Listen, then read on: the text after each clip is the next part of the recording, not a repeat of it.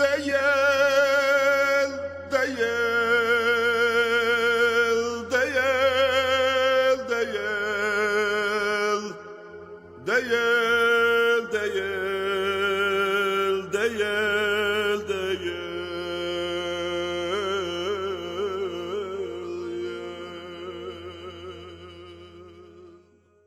Սիրելի բարեկամներ, ստուդիայում ձեզ հետ եմ ես, Արա Սարգսակ Նալչաջյանս, Լարմաս հաղորդաշարն է եթերում։ Հաղորդաշարի նպատակն է հայության համախմբումը։ Այն միջոցը, որով դա հնարավոր է անել, նախ եւ առաջ հայոց ազգային գաղափարախոսությունն է, որ կոչվում է Լարմաս։ Ուստի մեր հաղորդաշարով ներկայացնում ենք այդ գաղափարախոսությունը եւ հաղորդաշարը կրում է նույն անվանումը՝ Լարմաս։ Հիմնական իմաստն է առ Մասիս, դեպի Մասիս, դեպի Արարատ։ Ինչպես գիտենք, Արարատը հայության գլխավոր խորհրդանիշն է, եւ հայության, եւ Հայաստանի, եւ ոչ միայն գլխավոր խորհրդանիշը, այլև արժեհամակարգային ուղենիշը։ Լարմաս հաղորդաշարի հերթական թողարկմանը հեռավար զրույցի ենք հրավիրել ճանաչված հոգեբան Կարինե Նալչաջյանին, ում ողջունում եմ եւ շնորհակալություն հայտնում նրան իր ներկայության համար։ Բարև ձեզ, շնորհակալ եմ հրավերի համար։ Տիկին Նալչաջյան, մեր հաղորդաշարը գաղափարախոսության մասին է, հայոց ազգային գաղափարախոսության։ Առհասարակ գաղափարախոսությունները ինչ նշանակություն ունեն ազգերի, պետությունների կյանքում։ Ուրեմն միանգամից ասեմ, որ գաղափարախոսությունները շատ մեծ նշանակություն ունեն տվյալ ազգի պետության զարգացման, ուրեմն իր եղձերին հասնելու, իրականացնելու տեսակետից։ Եթե որևէ ազգ առաջնորդվում է գիտական մտքի նվաճումների վրա հիմնված եւ տվյալ խմբի, տվյալ ազգի հոգեբանական առանձնահատկությունների, հոգեկերտվածքի առանձնահատկությունների վրա հիմնված արժեքային, ուրեմն գաղափարներով, ուրեմն մենք կարող ենք երաշխավորված համարել նրա զարգացումը եւ հետագա հզորացումը։ Այսինքն շատ կարեւոր է ունենալ գաղափարախոսություն։ Առհասարակ գաղափարախոսությունները մեծ մասամբ ի հայտ են գալիս ճգնաժամային փուլերում։ Հենց որ ազգը, պետությունը հայտնվում է ճգնաժամի մեջ, հայտնվում են ազգակիր անձինք, ուրեմն շատ լավ է, եթե հայտնվեն, եթե չեն հայտնվում, դա արդեն շատ ուրեմն վատ հեռանկարներ է սպասվում այդ տվյալ ազգին։ Ուրեմն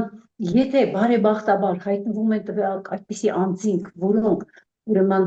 ձևավորում են նրա գաղափարախոսությունը, իսկ գաղափարախոսությունն ինչ է հիմնականում, եթե շատ պարզ էսպես ներկայացնենք,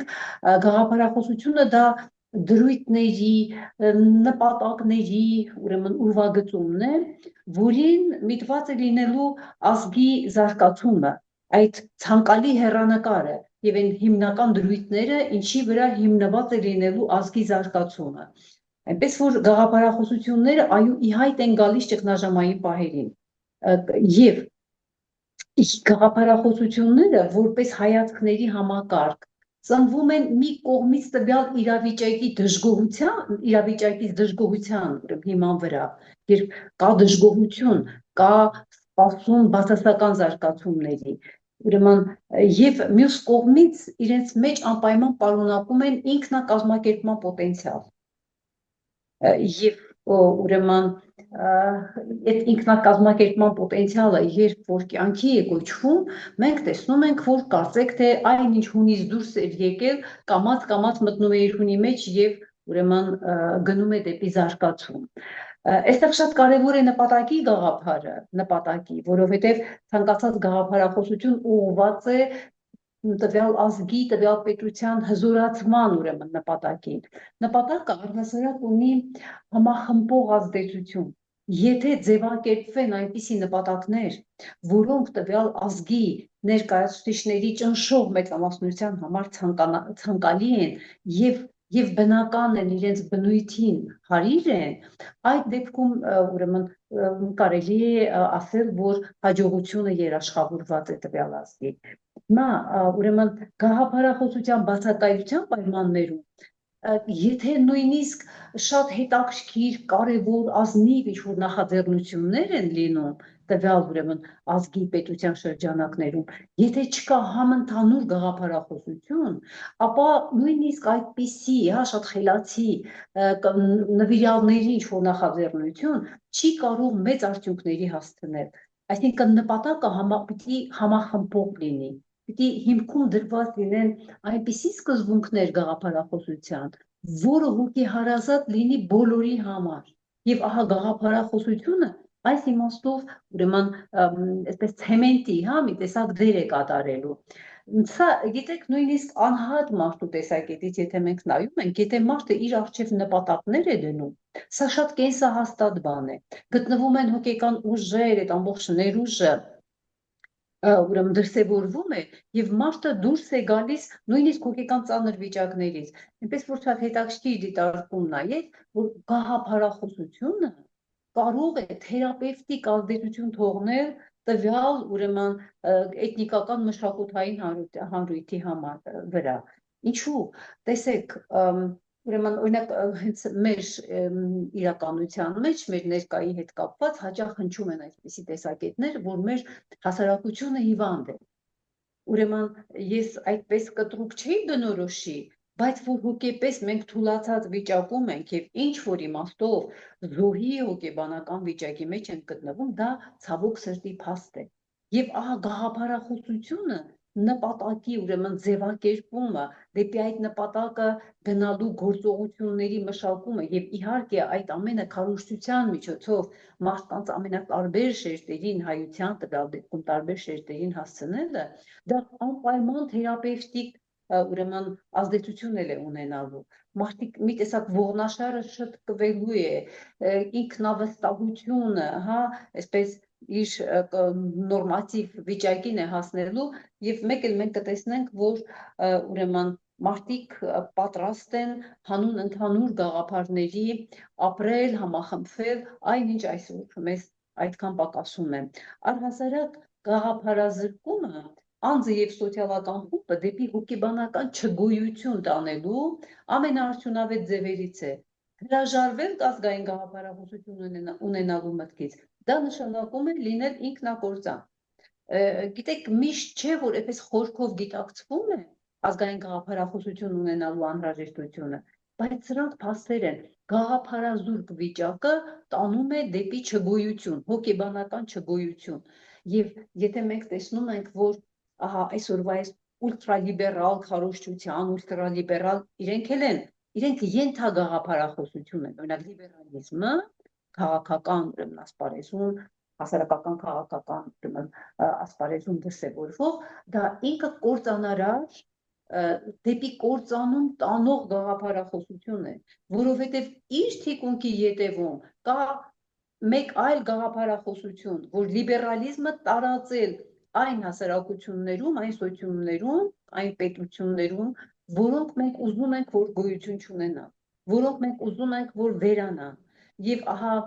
լիբերալիզմի դիրքերից մոտենալով իրենց քարոզչության մեջ ազգային գաղափարախոսություն եւ այլն, դրանք մերժելի հասկացություններ են, բայց քանի որ մենք այսօր արդեն հիմնականում գիտակցվում է, մանավանդ մտավորական շերտի կողմից գիտակցվում է, որ ուրեմն լիբերալիզմը դեպի ուրեմն աղավաղումներ, դեպի դեգրադացիա, դեպի վերացում տանող գաղափարախոսություն է, այս իմաստով մենք տեսնում ենք, որ եթե պետք է բարձրացնել ազգի դիմադրողականությունը, նաև հենց այս միջոցով ազգային գաղափարախոսություն ստեղծելու, քարոզելու եւ ազգային նպատակներին հասնելու շատ կոնկրետ քայլեր իրականացնելու ճանապարհով։ Ձեր նշածները գաղափարախոսությունների վերաբերյալ ընդհանուր դրույթներ էին, հիմա եթե կարելի է անդրադառնանք կոնկրետ լարմաս ազգային գաղափարախոսությանը հայոց, սա մի գաղափարախոսություն է, որը ներկայացնում է այն ուղին, որով պետք է ընթանա հայությունը, գիտելիքի, աշխատանքի ու հոգևորի ուղիով պետք է ընթանա հայությունը համաձայն լարմաս գաղափարախոսության, իդեպ այս երեք հիմնասյուները գիտելիք, աշխատանք, հոգևոր, եթե որպես հապավում դիտարկում ենք, ստացվում է G-A-H, գահ, որ ինքնին պետականություն խորհրդանշող բառ է։ Ըստ ձեզ, դեպի ուր է տանում այս ուղին՝ գիտելիքի, աշխատանքի եւ հոգեվորի ուղին։ Ինչպես դուք նշեցիք, դրանք են գիտելիքը, աշխատանքը եւ հոգեվորը։ Հիմա մենք փորձենք հասկանալ, ահա այս արժեքները, այս հասկացությունները հայ մարդու համար հոգեհարազատ են թե հոգեհարազատ չեն։ Եթե հոգեհարազատ են, ուրեմն այս գաղափարախոսության հիմքում դրված նշված արժեքները կկատարեն իրենց գործառույթները եւ գաղափարախոսությունը կհասնի իր նպատակին։ Հիմա սկսենք գիտելիքից։ Մենք փորձենք ուրեմն անդրադառնալ այսպես մի պահ մեր ազգի, մեր ուրեմն հայի Հայաստանի անցած ճանապարհին։ Մենք գիտենք, որ միշտ գիտելիքը բարձր է գնահատվել մեզ մոտ։ Գիտելիք է ստեղծել հայ ազգը։ Սկսած մեր ուրեմն հին փիլիսոփաներից, մեր պատմիչներից, մեր գրողներից, մեր ուրեմն մշակույթի գործիչներից, այսինքն գիտելիքի ստեղծումը մեզ համար շատ կարևոր է։ Եվ եթե մենք նույնիսկ նայում ենք մեր ժամանակակից կյանքը, մենք տեսնում ենք, որ չնայած համընդհանուր այսօրվա մեր դարին բնորոշ հակաինտելեկտուալիզմին 20-րդ, 21-րդ դարերը ինչ որ իմաստով համարվում են հակաինտելեկտուալ դարեր։ Այնուամենայնիվ մեր ազգի համար, մեր ժողովրդի համար կրթվելը, գիտելիք ձեռք բերելը շարունակում է մնալ շատ կարևոր, առաջնային ուրեմն մի բան։ Օրինակ, ասենք, ծնողները միշտ մտածում են իրենց երեխաների կրթությունը, չէ, լավ կրթություն ստանան երեխաները, գիտելիքներ ձեռք բերեն, միշտ ուրեմն լավ գիտելիք ունեցող կրթված մարդը գուցե զուտ պրագմատիկ իմաստով այսօր այսպես ամենաբարեկեցիկը չէ, բայց բոլոր դեպքերում մենք հասկանում ենք, որ դա միշտ հարգանք է ներշնչում։ Այսինքն գիտելիքը մեզ համար, հայ մարդու համար իսկապես արժեք եղել է, կա եւ ես հուսով եմ, որ կլինի։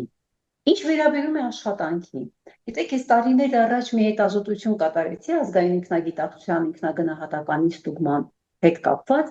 եւ այնտեղ տարբեր ուրեմն հատկանիշների մի ցանկ էր ներկայացված եւ հետազոտությունը ինչ պարզեց, որ հայ մարդը իր ինքնագնահատականում հայի մասին իր պատկերացումներում ամենաառաջին հատկանիշներից մեկը որ նշվում է դա աշխատասիրություն։ Մենք ուրեմն իսկապես հայ մարդը աշխատասեր մարդ է եւ սա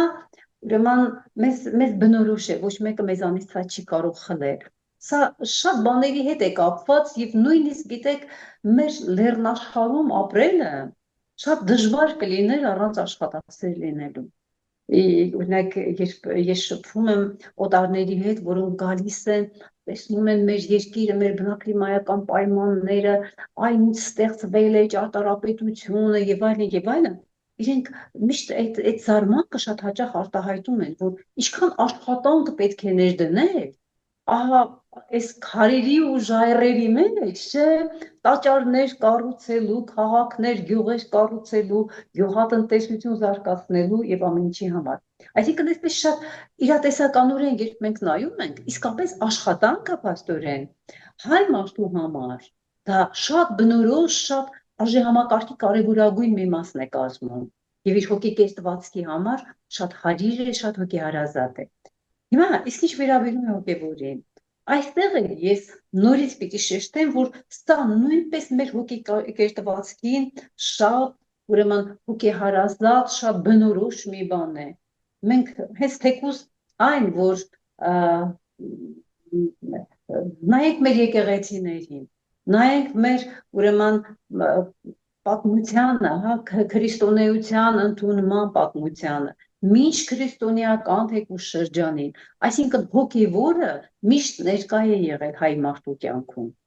Եվ մինչև այսօր է, հա, եթե մենք նայում ենք բարոյական արժեքները եւ այլն, սրանք նույնպես շատ բնորոշ են, որտեղ սա նույնպես ես այդ հոգևորի արժեհամակարգի մեջ եմ նայում։ Մենք երբ ձեզ հետ միասին լարմասի հիմքում կանգնած մարդկանց հետ միասին քննարկում էինք հարցերը, մենք անդրադարձանք այն հարցին, որ այս ժամանակակից աշխարհը բնորոշ է նրանում ժամանակակից քաղաքակրթական զարգացումները, որ տեղի են ունենում բարոյական հետընթացի գործընթացներ։ Այսօր մենք բախվում ենք ամբողջ աշխարհում, հա, երբ նայում ենք ամբողջ աշխարհակաղակական զարգացումները, մենք բախվում ենք այնպիսի երևույթների, որոնք իրենց մեջ այնքան դաժանություն եւ բարոյականության, ուրեմն պակաս կամ բացակայություն են պարունակում, որ ուղղակի զարմանում ես, որ 21-րդ դարի մարդը միթե կարող է այդպես գազանային վարք ունենալ։ Մեր աչքի առաջ ցեղասպանություններ են տեղի ունենում։ Մեր աչքի առաջ տեղահանումներ են massայական տեղի ունենում։ Եվ ոչ միայն մեզ հետ, այլև հենց թեկուզ նայում ենք մեզ ուրեմն տարածաշրջանային զարգացումներ, երբ նայում ենք եւ մտածում ես ինչ է, մարդու մեջ գազան է արթնացել։ Չէ՞ որ քաղաքակրթությունը կկործանվեր, զարգացում չէր լինի, եթե չլիներ զարգացման այդ բարոյական ուղին։ Եվ հիմա մենք տեսնում ենք բարոյական նահանջ, այսինքն ամբողջ քաղաքակրթությունը, մարդկային քաղաքակրթությունը ինքն իրեն հարցականի տակ է դնում, որտեղ առանց բարոյական վեկտորի ուղղակի մարդիկ իրենց կոչնչացնեն, հա, այս երկրագնդի քաղաքակրթությունը կվերանա եւ վերջ։ Հիմա երբ մենք նայում ենք մեր ազգի արժե համակարգին, մենք տեսնում ենք, որ բարոյական արժեքները, բարոյական հասկացությունները, սկսած կենցաղից մինչև մեր ուրեմն մշակույթի հիմքում ընկած, մենք տեսնում ենք, որ այստեղ հիմքում ընկած են համամարտկային նշանակություն ունեցող բարոյական արժեքներ։ Ահա այս իմաստով մենք եկեք արձանագրենք, որ հոգևորը, որը Լարմասի ուրեմն այս գաղափարախոսության հիմքում դրված է, հա, որպես այսպես հասկացություն, որպես համակարգ, սա նույնպես մեզ համար հոգեհարազատ է։ Եվ ահա անձամբ ինձ համար այդ գաղափարախոսական այս մոտեցումը ես համարում եմ արտարացված, նաև հոգեբանորեն արտարացված, որովհետև այո, համընկնում է մեր հոգեկերտվածքին։ Իսկ եթե գաղափարախոսության հիմքում դրված են արժեքներ, որոնք հոգեհարազատ են տվյալ էթնոմշակութային հանրույթի համար, ուրեմն մենք կարող ենք ասել, որ այդ գաղափարախոսությունը ապագա ունի, եթե ճիշտ ուղիով տարվի այդ գաղափարախոսությունը, զարգացումը, քարոզչությունը, դրանից բխող ռազմավարական ծրագրերը, գործողությունները եւ այլն։ Ձեր նախընթաց խոսքում նշեցիք գաղափարախոսությունների, ճիշտ գաղափարախոսությունների համախմբող հատկության մասին։ Ինչ եք կարծում, կարող է արդյոք հայոց ազգային գաղափարախոսությունը Լարմասը համախմբել մեր հասարակությանը։ Եթե այո, ապա ինչպես, ինչ մեխանիզմով։ Ուրեմն որոնք կարող են լինել մեխանիզմները։ Ինչպես ասենք, արդեն այդ գաղափարախոսությունը, երբ հիմնականում ստեղծված է, պետք է անպայման դրան հետևի քարոզչական աշխատանքը։ Այսինքն դա պետք է հասնի մարդկանց։ Ինչ ձևերով կարող է հասնել։ Գիտեք, այստեղ ես ուղղակի այս պահին հիշում եմ այդ նարոդնիկության երևույթը։ Հարկավոր է, որպիսի այդ գաղափարախոսության կրողները վերցնեն իրենց ուրեմն այդ մտքերը, գաղափարները եւ գնան դեպի ժողովուրդը։ Գնան դեպի ժողովուրդը եւ ուղղակի եւ անուղղակի իմաստով։ Ես հասկանում եմ, որ այսօր մենք ապրում ենք մի դարաշրջանում, որտեղ ուրեմն կա համացանց, կան ուրեմն, չգիտեմ, արհեստական բանականություն, ցանցային համակարգեր եւ այլն։ Իհարկե այս ամենը ժամանակակից աշխարհին, ժամանակակից կյանքի բնորոշ այս բոլոր եղանակները պետք է կիրառվեն, պետք է օգտվել դրանից, սրանք մեխանիզմներ են, որոնք չի կարելի բաց թողնել։ Մենք իրավունք չունենք ուղղակի ժամանակակից տեխնոլոգիաների նվաճումները չօգտագործել գաղափարախոսական քարոզչությունը տանելու համար։ Բայց բոլոր դեպքերում մենք չպետք է մոռանանք նաև մարդ կապի մասին։ Հա, այս քարոզչությունը, կենդանի քարոզչությունը, դեպի մարդիկ գնալը, սա նույնպես պետք է արվի։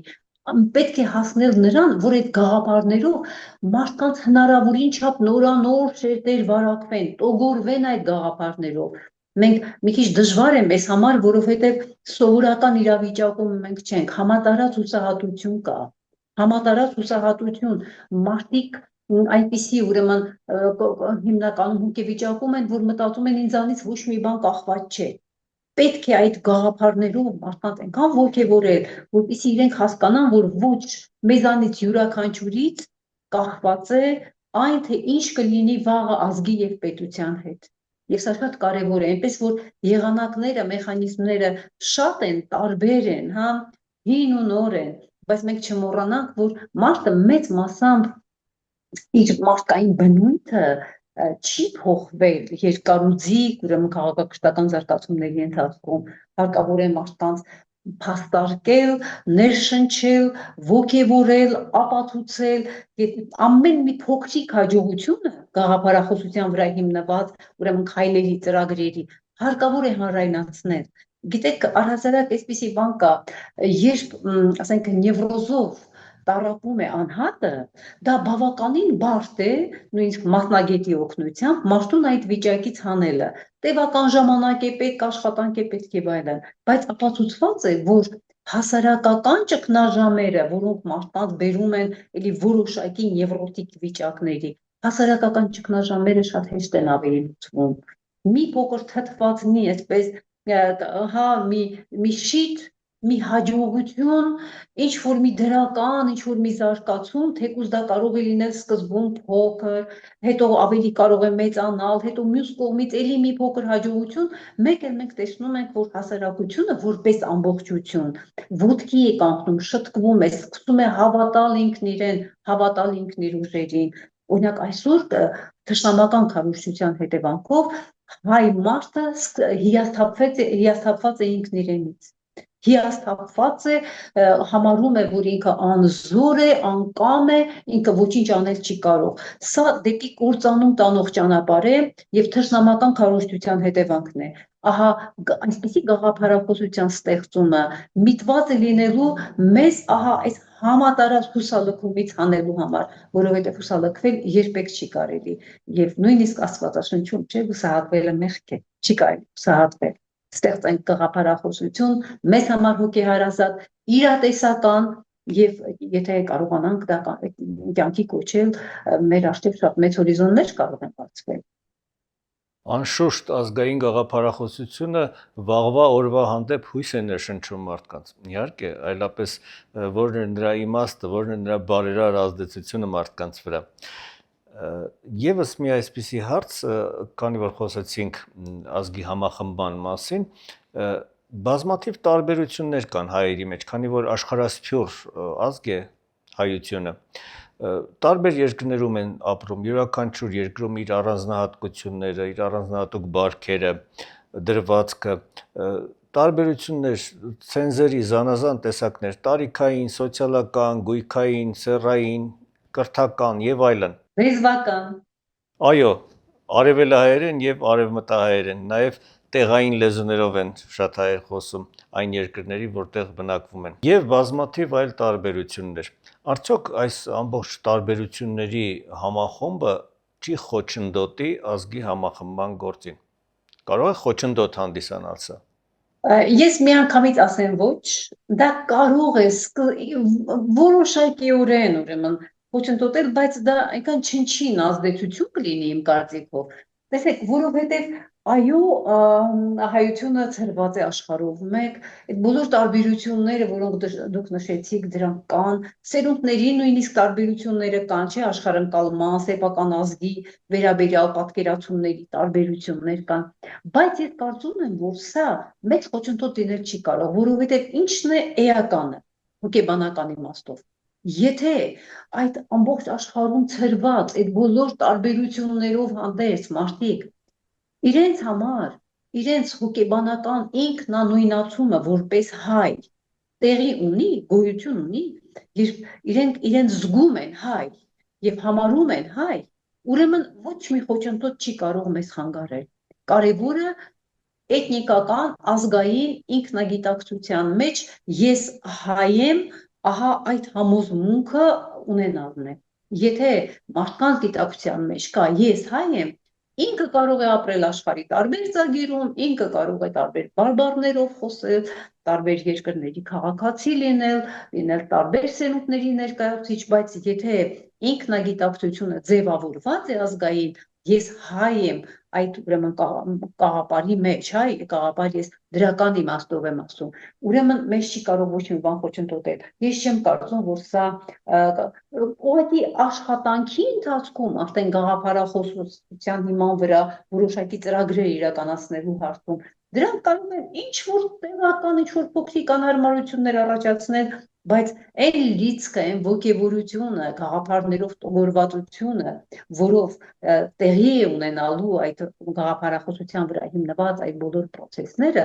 դրանք շատ արագ շտկվող բաներ են, դրանք խոչընդոտներ չեն կարող լինել, ուղղակի համոզված եմ դրան։ Մեր զրույցի ավարտին մի քանի բլից հարց, կարճ պատասխան։ Ինչ ապագա եք տեսնում հայ ժողովրդի համար առաջիկա 5 տարում եւ ավելի երկար ժամանակահատվածում դրան հաջորդող։ Եթե ես անկեղծ ասեմ, ես ինքս շատ մտահոգ եմ մեր ազգի, մեր պետության ներկայի եւ ապագայի համար։ Մենք ունեցել ենք հսկայական կորուստներ։ Հսկայական կորուստներ Արցախի հանրապետությունը, ձևավորված, գործող, կենսունակ, կենսահաստատ պետությունը այսօր փաստորեն թշնամուն հաջողվեց վերացնել։ Թեև ես նորից եմ ասում, սա այսպիսի բաներ, երբ նայում ենք պատմությունը, մեր պատմությունը, այլ ազգերի ժողովուրդների պատմություն, մենք տեսնում ենք, որ այսպիսի անցքեր լինում են։ Հետո ուրեմն պարտություններին կարող են հետևել հաղթանակները, այնպես որ մենք իրավունք չունենք հուսահատվելու, բայց այս պահին մենք ունենք հսկայական կորուստներ եւ ամենամեծ վտանգը թշնամու քարոզչությունը շարունակում է աշխատել։ Թշնամու սև ձեռքը շարունակում է մեր ազգի, մեր պետության մեջ իր չար գործը կատարել։ Պետք է կանգնեցնել այդ սև ձեռքի գործունեությունը։ Ընդ որում թշնամական քարոզչությունը, քանի որ ինքն էլ իր գաղափարախոսության վրա է հիմնված, գիտական նվաճումների վրա է հիմնված։ Օրինակ, ես նայում եմ այս հոգեբանական պատերազմի այն ձևերին, այն մեթոդներին, որոնք իրականացվում են այսօր, ես տեսնում եմ ինչքան գրագետ են սրանք կազմակերպված։ Շատ գրագետ ձևով են քարոզչությունը, այդ սև քարոզչությունը, այդ ներգործությունը մեր ազգի, մեր պետության ոչնչացման նողված, շատ մտածված, գիտականորեն ճշգրիտ իրականացվում է։ Ինչ է մեզ մնում, ճշգրիտ ձևով, գիտականորեն եւ այն ամենը, ինչ մենք ասեցինք գաղափարախոսության մասին, այսպիսի ձևակերպված հակաքարոզչությունը, այսինքն այդ թույնին պետք է ուրեմն հակադրել հակաթույնը եւ առաջիկա 5 տարում ես կարծում եմ, որ մենք կանգնած ենք ինչ-որ մի ճամփաբաժանի առաջ, կամ մենք կկործանվենք, եթե շարունակենք հանդուրժել, եթե այս առողջ բջիջները, առողջ մոտեցումները, որոնցից մեկն է գաղափարախոսության ստեղծումը, եթե դրանք չի իրականանան, գիտեք, շատ ու շատ ազգեր, պետություններ, հզոր պետություններ են, ուր են չկան։ Այնպես որ ազգերը, պետությունները կարող են նաև դուրս գալ, պատմության թատերաբեմից։ Եկեք մենք այստեղ նայենք, հասկանանք, որ վտանգը լուրջ է, բայց մյուս կողմից, եթե մենք կարողանանք ինքնակազմակերպվել, գտնել նորից հայի բնույթին հարիր մեր պահվածքը, մեր կեցվածքը, ինչը իր մեջ շատ դրական կողմեր ունի, այդ հայկյան այդ կերպարը, որ կա մեր նախահոր, դա ամեն մի հայի մեջ իր արտահայտությունն ունի, ինչ-որ միտեղ անթեղված է։ Եթե մենք կարողանանք այս ամենը արթնացնել, եթե մենք կարողանանք ռեալ նայել իրականությանը, չվախենալ, ուրեմն մենք կկարողանանք գնալ մյուս ճանապարհով դեպի զարգացում, ինչու ոչ դեպի հզորացում եւ մեր ուրեմն հայկականության պահպանումը աշխարհում, որովհետեւ աշխարհը շատ աղքատ կդառնա, կաղքատանա քաղաքակրթական իմաստով, բոլոր իմաստներով, եթե վերանա հայկական պետությունը, եթե գոյություն չունենա հայը։ Մեկ արտահայտությամբ, ինչպես կարող եք բնութագրել Լարմասի առաքելությունը։ Ուրեմն քանի որ Լարմասի գաղափարախոսության հիմքում ընկած գաղափարները հոգեհարազատ են հայի հոգեկերտվածքի, Հետևաբար, ուրեմն Լարմասի առաքելությունը, հայությունը ահա այս ճային վիճակից հանելն է, բարձրացնելը, տանել դեպի զարգացում, ինչու ոչ դեպի հզորացում։ Կարճ ասած, եթե վատ անենք, արդյունքը վատ կլինի, եթե լավ անենք, արդյունքը լավ կլինի։ Եվ ուստի ձեր ուղերձը այն հայերին, ովքեր դեռ կասկածում են, որ հայության միավորումը անհրաժեշտ է եւ հնարավոր է։ Ուրեմն հանենք կասկածները մեր սրտից, թեև այդ կասկածները իսկապես կան, այդ դա որտե, որը կրծում է մեր ներքին ուժը, հա, մեր ներքին այդ ուժեղ առանցքը, չի կարելի տրվել կասկածամտության։ Հայը պիտի հավատա իր էությանը, իր բնույթին։ Տեսեք, մենք հնուց եկել հասել ենք, շատ հզոր ազգեր չկան, իսկ մենք կանք։ Երևի այդտեղ ինչ-որ մի բան կա, հա, չարժի, որ մենք մեր վրա կասկածենք։ Այնպես որ հաղթահարենք կասկածամտությունը եւ զարգացումը, հզորացումը, դրանք շատ իրատեսական։ Շնորհակալություն, սիրելի բարեկամներ, իմ հեռավար զրուցակիցն էր ճանաչված հոգեբան Կարինե Նալչաջյանը։ Աստված ամենքիս հետ։ Deyel, deyel, deyel, deyel, deyel.